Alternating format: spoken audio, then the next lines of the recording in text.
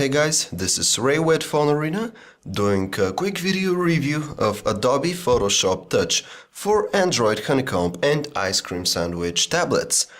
So Photoshop Touch is what Photoshop users have been expecting all along, because you know that what we had until now in the form of Photoshop Express was a very limited experience in terms of functionality. So now with Photoshop Touch we kind of get the full Photoshop experience on a tablet.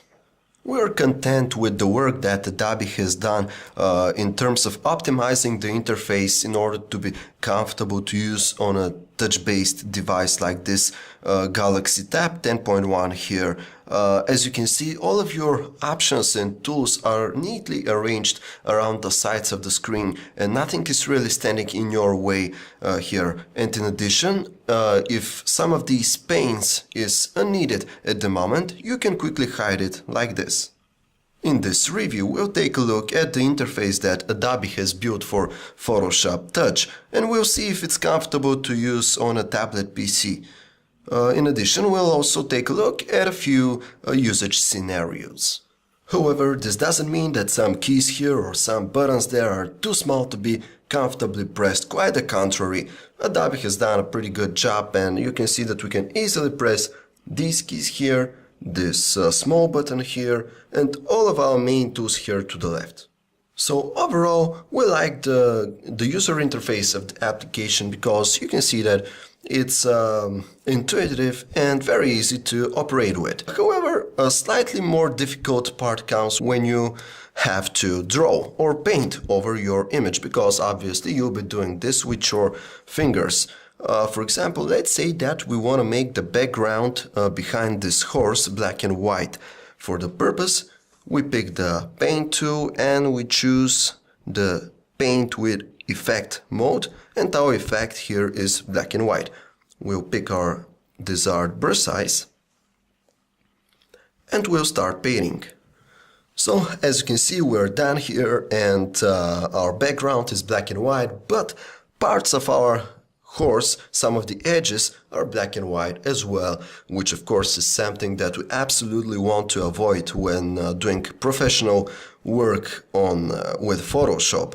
So what we want to say here is that in order to achieve really good results, you have to do quite a bit of zooming in on your image and quite a bit of panning around, constantly changing brush sizes and some of the options here. It's really great that with Adobe Photoshop Touch we can use some more advanced tools like the Magic Wand tool, for example, which allows us to create some more complicated selections. Let's say that we want to make this red stop sign appear blue.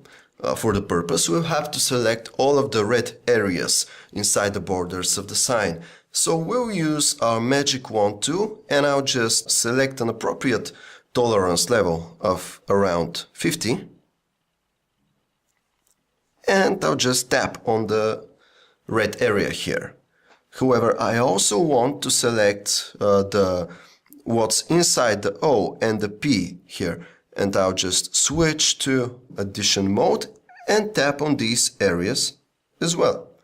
So what I have to do now is just open the color balance setting and adjust the color balance. I'll get rid of the red and I'll add my blue. And I'll just deselect. And there we have it. We have a blue stop sign, just like that. Of course, you shouldn't expect a desktop level feature set out of Adobe Photoshop Touch. After all, that's an application which costs $10 for Android, and it has its limitations. One of them, for example, is that when you add a new text layer, and let's say that we've chosen what we want our text to say, and when we're done manipulating it,